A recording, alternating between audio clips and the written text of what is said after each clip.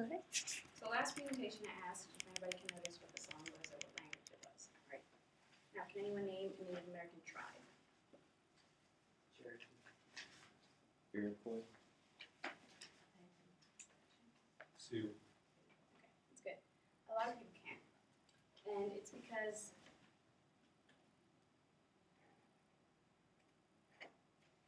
many of us aren't educated as much as we should be. We barely touched the topic in history classes. And I was introduced to this topic when I went to a Native American reservation in South Dakota.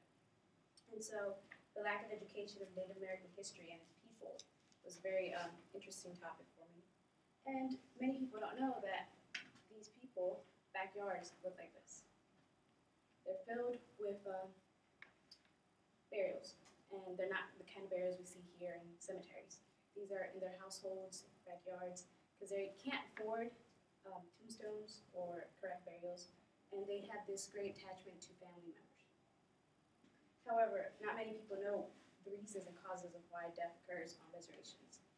Does anyone have an idea what some of these causes might be? Well, one of them is alcoholism. There's a 510% higher rate for Native Americans dying than normal Americans in urban areas. And the second reason is suicide.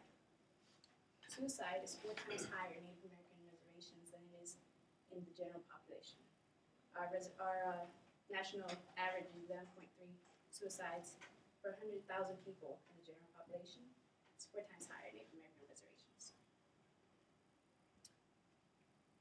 Although some reservations are dry, as in they ban alcohol, there are villages surrounding them that offer liquor to them.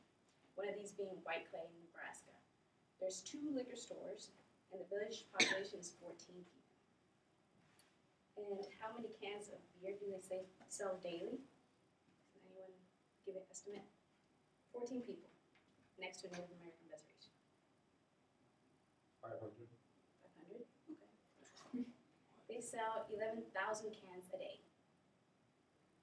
making an average of about $4 million. Now, these,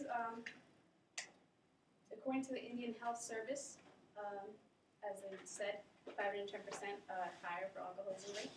And according to a BBC article, suicide rates among Native American teenagers continue to be higher than the national average, and experts see cultural differences and a lack of awareness as the main problem. Lack of awareness will weaken aware people, and that's what I noticed on the reservation. And how many ways can we learn about the culture? Well, the University of Maryland offers a student union group, the American Indian Students Union. It just started out kind of gaining support. Their website was just created last September, so it's not as known. And they do offer public events for us to learn. For example, the symposium, it's the 5th, this past April. And it just gives you poster presentations. Some Native Americans come in here and give them, their own independent live details.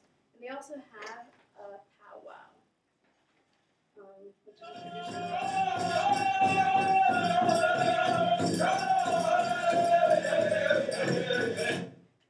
So, there's lots of things we can do to help learn about their culture, as well as UMD courses. We do offer only 3.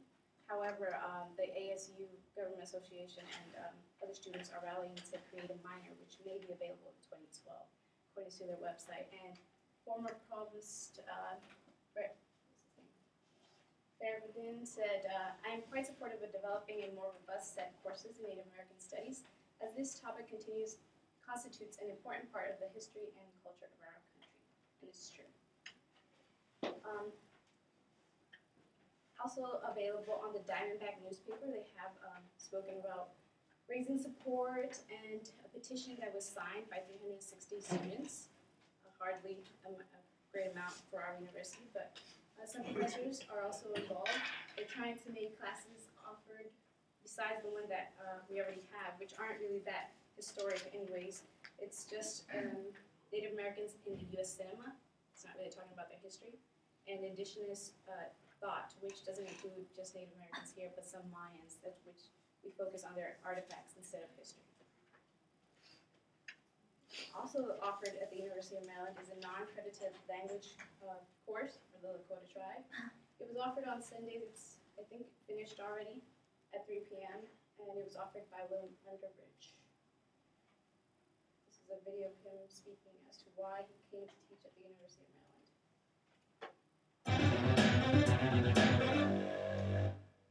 Mentita que não quer nem eu chava plaque. Porque Isaki came to University of Maryland to teach a language called Lakota, which the largest society knows as the Sioux. And the biggest reason, the impetus of doing this is because, again, I would like to lift the veil of ignorance about Native peoples to try to get the larger society, mainstream with society, to understand that we still have a very vibrant, viable culture and language that still exists and that's still being in use. There's a lot of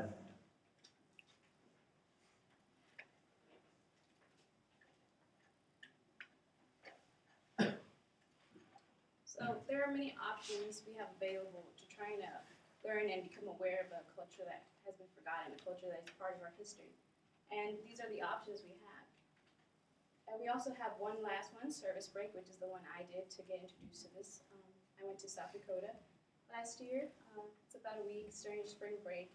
And you learn a lot about them. You see hand first what's going on in their society, how they live, how their housings are.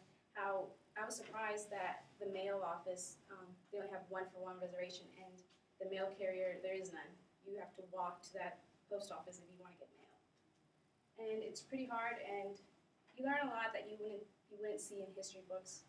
For example, the average income for a household of 12 is $3,000 to $8,000 a year. And for us here, we're getting way more than that. So noticing these differences made me become an activist, and I really encourage you guys to take up any of these options. I mean, I'm not asking you to read tons of books at the library, but if you're interested, these are hands-on experiences apart from the education setting to learn about a culture that